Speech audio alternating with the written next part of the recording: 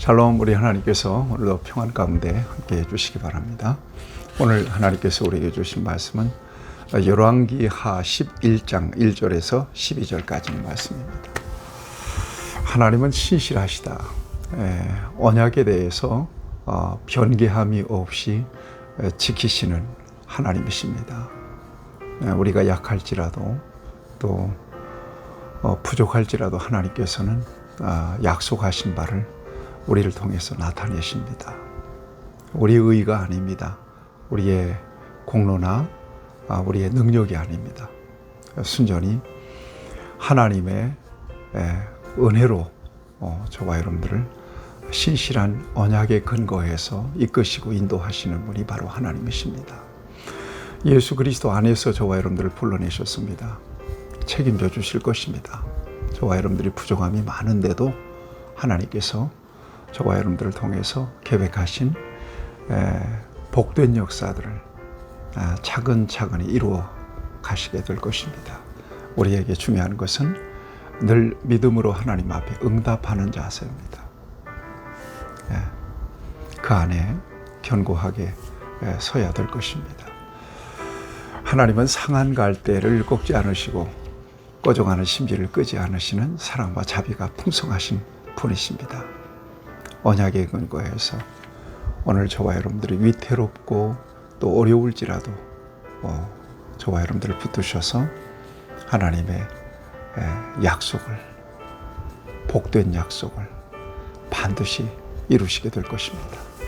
하나님께서는 예후를 왕으로 세우셔서 아합 가문을 심판하십니다. 그 장면을 우리가 앞에서 보았습니다.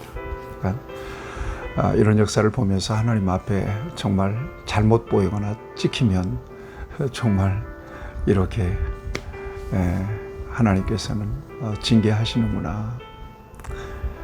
오늘 아침에 묵상한 것입니다. 하나님이 다윗을 만날 때 그는 내 마음에 합한 자라. 얼마나 하나님 앞에서 아름다운 모습으로 보였으면 그의 일생을 책임지세요. 바세바를 범하고 우리아를 살해한 일 외에는 하나님 앞에 잘못한 것이 없다고 그를 감싸시는 것을 보면 하나님 앞에 복되게 발견되는, 하나님 앞에 믿음 안에서 정말 신실한 모습으로 발견되는 것이 얼마나 귀하냐 하는 것을 생각하게 됩니다. 아합 같은 경우는 정반대죠.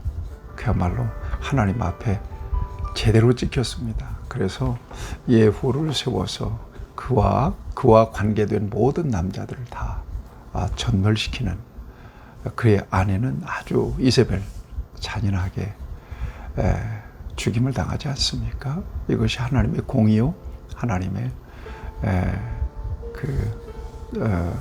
섭리, 징계였던 것을 저와 여러분들이 보아봤습니다. 자, 이제 우리의 눈을 유다 지파, 그러니까 남왕국 유다 쪽으로 이렇게 좀 돌려볼 필요가 있습니다. 예후를 통해서 아합 왕가가 이렇게 심판을 받는 과정에서 유다 왕들도 죽임을 당합니다. 여러분, 아하시아와 그의 형제들이 다 죽임을 받게 됩니다. 그러니까 왕이 없는 공백 기간이 온 거예요. 누가 유다를 다스릴까요? 그런데 여기 보니까 아달랴라고 하는, 이건 아하시아의 어머니입니다. 태후죠. 권력욕이 대단한 사람입니다. 그래서 태후가 섭정을 하다가 아예 여기 보니까 왕의 자손들을 다 죽여버립니다. 그리고 자기가 왕으로 등극하게 되죠. 그러자 대단히 남왕국 왕조가 아주 위태롭게 지금 무너지고 있는 느낌을 받게 됩니다. 하나님께서는 다윗 가문을 통해서 하나님의 역사를 이루어 가실 계획들을 이렇게 갖고 계십니다. 그런데 전부 다 이렇게 태후가 아달랴가 다 죽이는 이런 상황, 위태로운 상황을 맞이하게 된 것입니다. 그런데 하나님은 이때 아시아의 누이 여호세바라고 하는 누이를 통해서 아시아의 아들 하나를 숨겨요. 이 아들의 이름이 요아스입니다. 요아스를 성전에서 비밀리에 숨겨서 6년 동안이나 길러요. 그리고는 이제 그를 왕으로 세우게 되죠.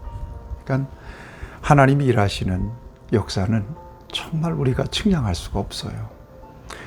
다윗을 통해서 등불처럼 그의 가문을 통해서 하나님의 역사를 이렇게 이어가기를 원하시는 그 계획이 이렇게 이어지고 있는 것을 성경은 우리에게 보여주고 있는 겁니다.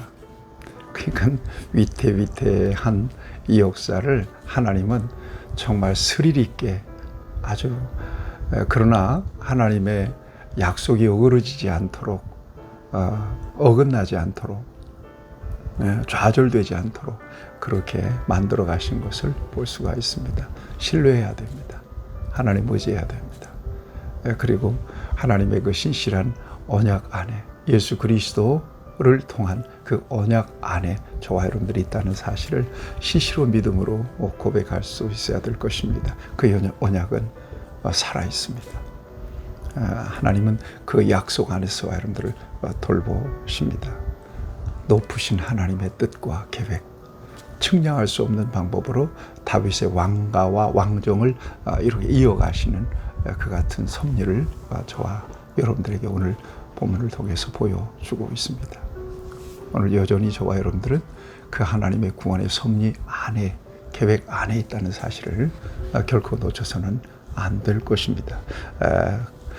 그리고 이제 4절 이하에 보면 요아스가 이제 성전에서 6년 길러주고 7살 되던 때입니다. 7살 되던 때에 제사장 여호야다라고 하는 사람을 좀 주목할 필요가 있습니다. 제사장 여호야다라고 하는 사람이 다윗 왕조의 회복을 위해서 거사를 준비합니다. 백부장들을 불러요. 그리고 그들과 언약을 맺습니다.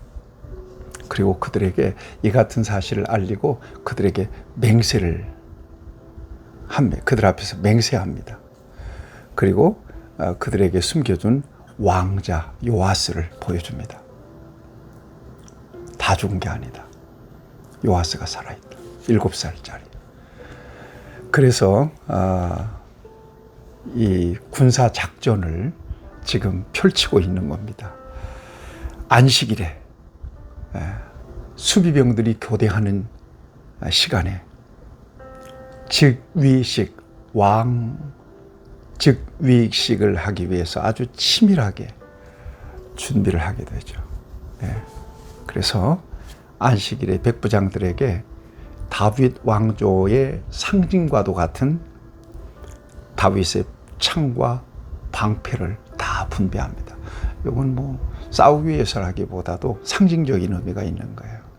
왕의 권위를 드러낼 수 있는 의전용이죠. 이걸 쫙 나눠줍니다.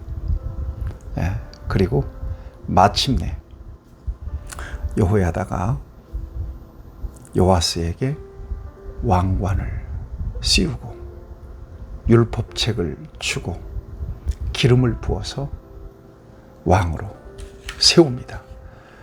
오늘 10절 보세요. 제사장이 여호와의 성전에 있는 다윗의 창과 방패를 백부장들에게 주니 호위병이 각각 손에 무기를 잡고 왕을 호위하되 성전 오른쪽에서부터 왼쪽까지 제단과 성전 곁에 서고 여호야다가 왕자를 인도하여 내어 왕관을 씌우며 율법책을 주고 기름을 부어 왕으로 삼음에 무리가 박수하며 왕의 만세를 부르니라. 비밀리에 벌어진 이 작전이 이렇게 해서 성공적으로 이루어지게 되는 겁니다. 어떤 겁니까?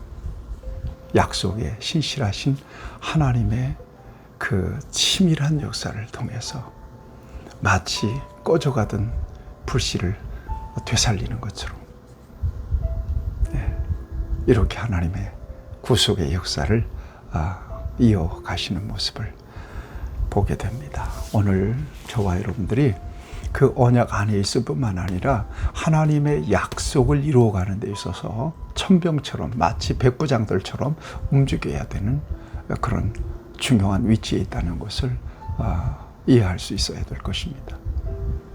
그래서 세상에 먹고 살기 위해서 사는 것보다 나를 향해서 나를 통해서 하나님은 어떤 역사들을 계획하고 계시고 내가 지금 어떤 자리에서 하나님의 역사에 참여하기를 원하시는지를 잘 이해하고 신실하신 하나님의 언약 안에서 아주 귀하게 쓰임받는 저와 여러분들이 될 수 있기를 축복합니다.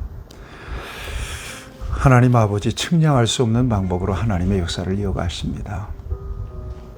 같은 역사를 우리에게 보여주십니다. 주여, 오늘 우리에게